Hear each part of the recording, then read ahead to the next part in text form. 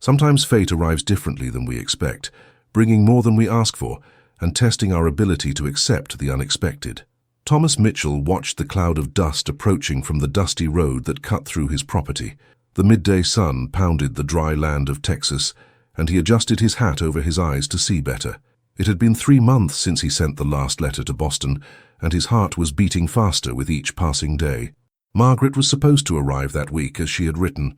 The woman he had known only through words carefully written on thin paper, who had become real in his mind through months of correspondence. The approaching carriage seemed heavier than it should have been. Thomas frowned. He had sent enough money for a simple ticket, nothing extravagant. Perhaps it was just the impression caused by the heat that distorted everything in those endless plains. He climbed down from the worn wooden porch of his house and walked toward the gate, wiping his sweaty hands on his leather pants. The coachman pulled the reins, and the carriage stopped with a creak of wood and metal. First, a young woman in a light blue dress came down, brown hair tied in a simple bun. It was her, Margaret. Thomas immediately recognized the face he had imagined so many times from the detailed descriptions she had sent. But before she could take a step towards her, another woman got out of the carriage, older, with serious features, dressed in black, and then a third, younger than Margaret, with golden hair that glistened in the sun. Thomas stopped where he was, his mouth slightly open. Margaret approached with a hesitant smile while the other 2 women stood by the carriage, watching everything with watchful eyes. The situation was completely different from what he had imagined during all those months of planning and preparation. Margaret stopped a few yards away and bowed a little. Their cheeks were flushed, perhaps from the heat, perhaps from the situation. She pointed discreetly to the 2 women behind her and began to speak, but her words were lost in the dry wind that blew across the plain. Thomas was able to understand only fragments. Mother, sister, difficult situation in Boston. The man looked at his small wooden house, at the few pieces of furniture he had carefully arranged, at the bed he had prepared with only 2 people in mind. Everything had been planned for a simple life, just him and Margaret.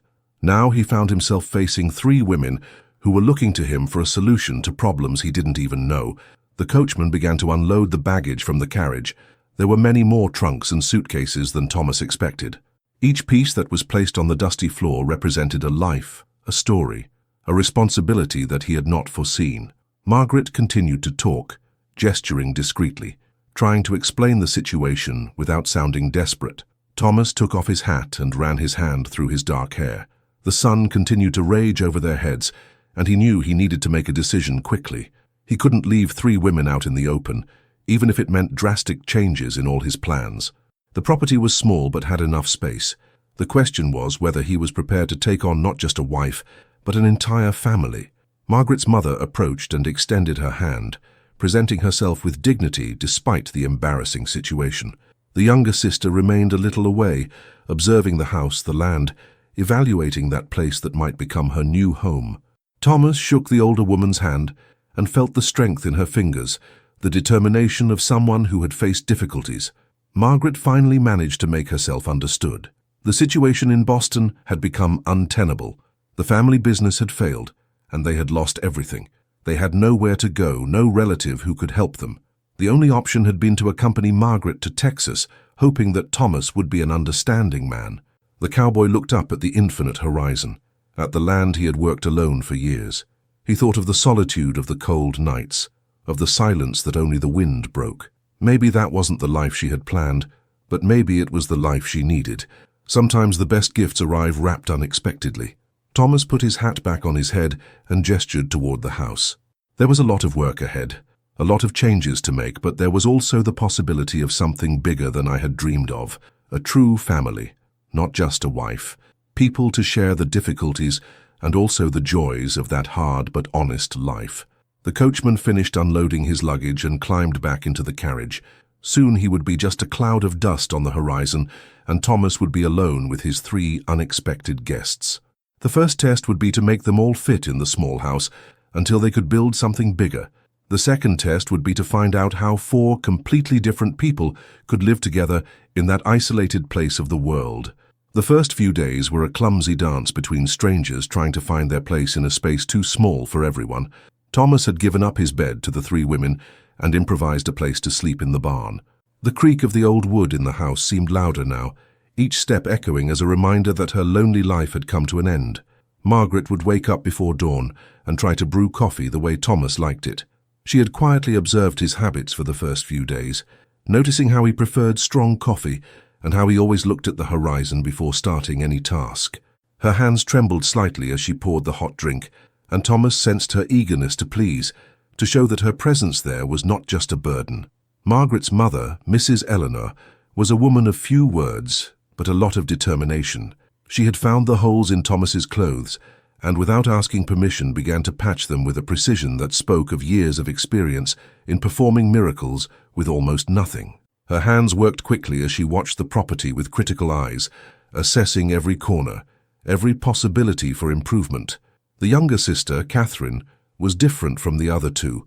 She walked around the property as if she were exploring a new world, touching the wooden fences, watching the horses in the pasture, asking about everything with a curiosity that Thomas hadn't seen in years.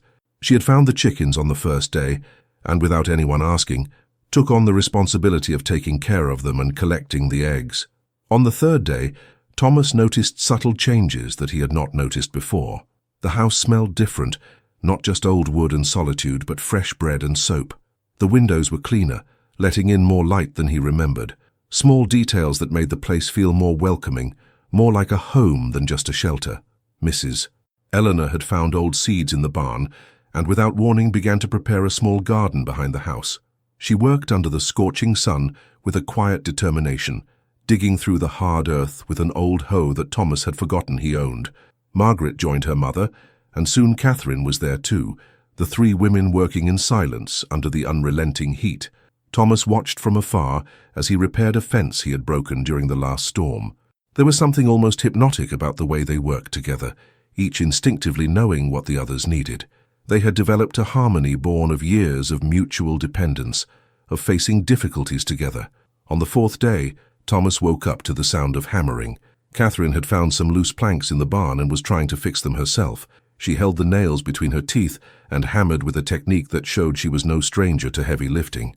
When Thomas approached to help, she just nodded and continued working. Margaret began to accompany Thomas in his daily tasks, observing how he took care of the animals, how he checked the fences, how he planned each day based on the needs of the property. She asked intelligent questions and paid attention to the answers, as if she were studying for an important exam. Thomas realized that she was trying to understand not only the work, but himself. Doña Eleanor discovered that Thomas had neglected some basic repairs to the house. She didn't say anything, but began to make a mental list of everything that needed to be fixed.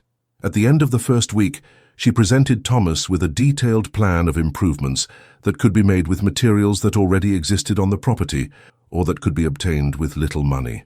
Meals became moments of quiet discovery. Thomas learned that Margaret had a subtle sense of humor that revealed itself in small smiles when something amused him. Doña Eleanor had strong opinions about almost everything, but she expressed them through actions rather than words. Catherine had an insatiable curiosity about life in the West and asked questions that forced Thomas to see his own life with fresh eyes. By the end of the second week, Thomas realized he hadn't thought about loneliness once since they arrived. The house that once echoed only with its own footsteps now vibrated with constant life. There was always someone doing something, always a warm presence that made every corner less empty. One morning, Thomas woke up to the smell of pancakes and found the three women in the kitchen working in perfect sync. Margaret in the frying pan, Mrs. Eleanor preparing the table, Catherine bringing fresh eggs from the chicken coop. They had naturally settled into a routine that worked, that made life easier for everyone. Thomas sat at the table that now sat 4 people instead of 1. He looked at the faces around him, at the hands that were working to make this place better, at the eyes that had begun to see this land as home. Perhaps his life had not followed the original plan, but it was following a path he had never imagined possible. The property felt smaller with 4 people, but it also felt more complete. As if all those structures he had built with functionality in mind had now found their true purpose. A house was not just a place to shelter, but a place to live, to grow, to become something greater than the sum of its parts. The first month brought challenges that none of them had anticipated. The well pump broke on a hot July morning, and Thomas found that repairing equipment was easier when you had 4 pairs of hands working together. Catherine held the pieces in place while he tightened the screws. Margaret arranged the tools in the order he needed, and Doña Eleanor offered suggestions based on experiences her late husband had shared with her years earlier. During a violent storm, part of the barn's roof gave way. Thomas had faced similar situations alone before, always improvising temporary solutions that lasted only until the next heavy rain. This time, Mrs. Eleanor suggested a different approach. She had observed how the water flowed and identified the real problem in the structure. With his guidance, they made a repair that not only covered the hole, but strengthened the entire roof. Margaret showed an unexpected talent for dealing with animals. Thomas's horses, always wary of strangers, calmed down in her presence. She had developed her own technique for brushing them, speaking softly as she worked, and the animals responded to her in a way that Thomas had rarely witnessed. She began to take responsibility for the daily care of the horses, freeing up Thomas for other tasks he had neglected. Catherine discovered that she had a special gift for finding creative solutions to practical problems. When the chicken coop was attacked by foxes, she not only reinforced existing protections, but created a simple alarm system using old cans and ropes that alerted any suspicious movement during the night. His ideas were simple but effective, born of a mind that saw possibilities where others saw only limitations. The property began to thrive in ways that Thomas had never been able to do on his own. Mrs. Eleanor's garden produced more vegetables than they could consume, so she began to save the excess for the winter. Margaret learned how to make cheese from cow's milk, creating a product that could be sold in the city.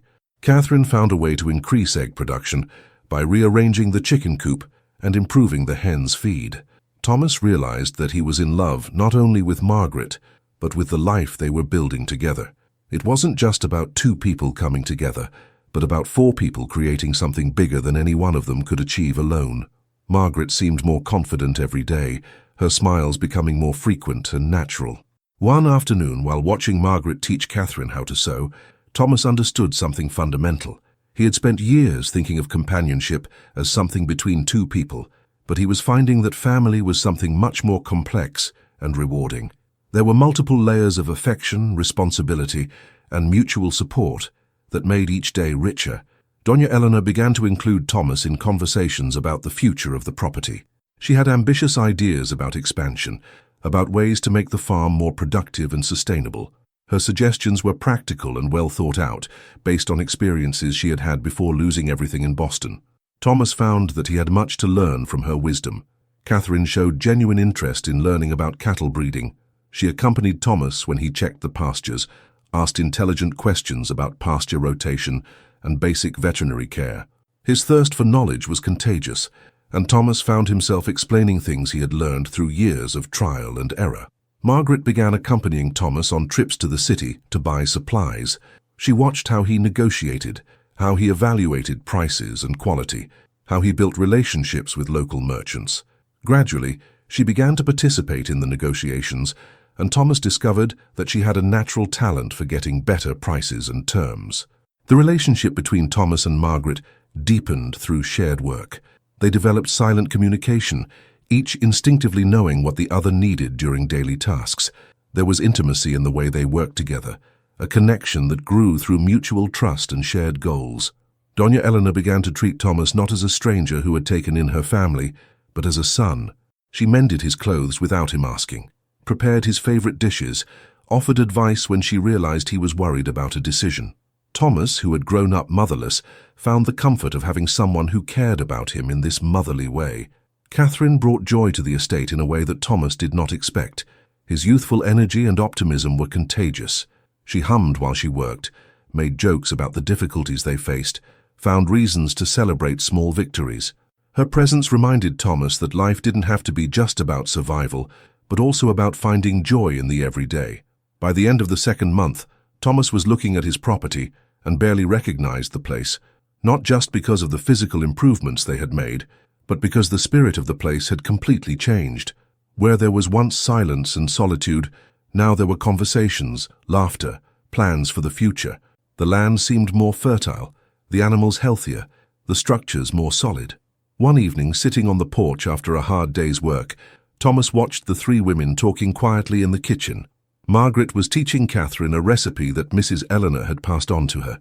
3 generations of knowledge, being passed down in a small Texas kitchen. Thomas realized that he had become part of something much bigger and more precious than he had dreamed of when he wrote that first letter to Boston.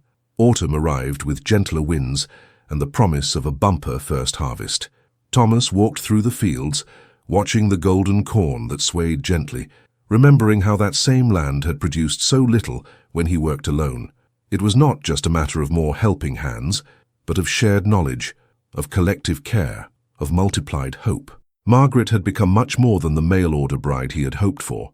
She was his partner in all important decisions, his confidant when worries kept him awake at night, his co-worker during the long days. The love between them had grown not through romantic words, but through shared purposes and trust built day after day. Donna Eleanor had taken on the role of matriarch of the family with a naturalness that impressed Thomas. She coordinated domestic activities, planned meals based on what the land produced, mediated small conflicts with wisdom and patience. His presence brought an emotional stability that Thomas didn't know was missing in his life. Catherine had grown during those months in Texas, from a curious young woman to a capable and determined woman. She had taken on responsibilities that were far beyond her years, but she did so with a genuine joy that showed she had found her place in the world. His plans to expand chicken farming and start producing eggs on a larger scale showed an entrepreneurial vision that impressed Thomas. The house had been expanded over the summer. Thomas built 2 additional bedrooms with the help of the women, creating adequate space for everyone. Each room reflected the personality of those who occupied it, but they were all connected by the feeling of belonging to something bigger. The house was no longer just a shelter, but the heart of a thriving operation and a close-knit family. Nearby neighbors began to notice the changes in Thomas's property. The Mitchell farm, as it had become known, was now an example of productivity and organization. Other farmers came to ask for advice on techniques that Donna Eleanor had implemented, on Margaret's methods of caring for the animals, on Catherine's practical innovations. Thomas noticed that Margaret was watching him with an affection that went far beyond gratitude. There was pride in his eyes when she saw how he interacted with his family, how he had welcomed not just a wife, but an entire family without hesitation. Mutual respect had become something deep and lasting. One afternoon in October, as they were preparing the property for winter, Mrs. Eleanor pulled Thomas into a private conversation. She thanked not only for having welcomed her family, but for having given each one of them the opportunity to contribute, to feel useful and valued. His words were simple, but Thomas understood that he was receiving the official blessing of the family matriarch. Catherine had begun to receive the attention of the neighboring farmer's son, a young worker who visited more and more often. Thomas watched the 2 of them talking near the chicken coop and smiled, remembering when he himself had been young and uncertain. Catherine had found not only a home, but also the possibility of building her own family in the future. The first blizzard of winter found the Mitchell family prepared like never before. They had enough preserved food, wood cut and piled up, animals properly housed. But more importantly, they had each other. During the long cold nights, they gathered around the fireplace, sharing stories, making plans for spring, strengthening the bonds that bound them together. Margaret and Thomas made their union official in a simple ceremony in the city, with Mrs. Eleanor and Catherine as witnesses. There were no crowds or elaborate festivities, just the official recognition of something that had already existed in practice for months. They were a family, united not just by role but by daily choice to care for each other. During the winter, Thomas had time to reflect on how his life had changed completely. He had expected a companion, but received a family. He had planned a simple life for 2, but he discovered the richness of a life shared by 4. Each challenge will become easier to face, each joy will multiply as it is shared. The following spring, when the flowers that Mrs. Eleanor had planted began to sprout around the house, Thomas realized that he had learned a valuable lesson about expectations and reality. Sometimes, what we don't plan for becomes exactly what we need. Sometimes, fate surprises us with gifts we didn't even know we wanted. Catherine announced their engagement over dinner one evening in April, bringing more changes to the family that had grown accustomed to growing up and adapting. Thomas realized that this was just the beginning of a new phase, that the family would continue to evolve and expand in ways he could not yet imagine. Sitting on the porch on a warm spring afternoon, watching Margaret and Mrs. Eleanor plan an even bigger garden for that year, watching Catherine teach her chicken care techniques to a neighbor's daughter, Thomas smiled. He had written a letter to Boston asking for a wife. He had received an entire family. It had been the best exchange he had ever made in his life. Property thrived around them, but Thomas knew that the real wealth was not in the land or the animals. It was in the laughter that echoed through the house, in the hands that worked together, in the hearts that had found their home. He had discovered that family was not just about blood or marriage, but about people who choose to take care of each other, who turn a house into a community, who make life a shared adventure. The sun set over the plains of Texas, painting the sky gold and red. Thomas observed the three women who had transformed his life, each unique, each essential. They had arrived as refugees from a life that had fallen apart, but they had become the architects of a new life, richer than any of them could have built on their own. Sometimes the best plans are the ones we never made, and the best families are the ones we choose to embrace when fate puts them in our path. If you enjoyed this Wild West story about family, unexpected love, and second chances, don't forget to subscribe to the channel for more gripping narratives set on the Texas plains.